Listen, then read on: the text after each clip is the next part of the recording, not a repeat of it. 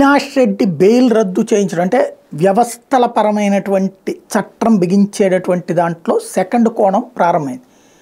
నిన్న దస్తగిరి తండ్రిని ఎవరో కొట్టారట. ఆయన ఆటో నడుపుతూ ఉంటారు, ఆయన మీద దాడి జరిగింది అన్నటువంటిది ప్రధానమైనటువంటి అంశం.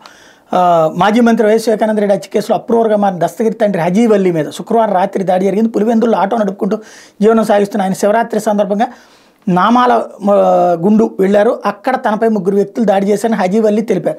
దాడిలో గాయపడ్డ ఆయన ప్రైవేట్ ఆసుపత్రిలో చికిత్స తీసుకుని ఇంటికి వెళ్ళిపోయారు.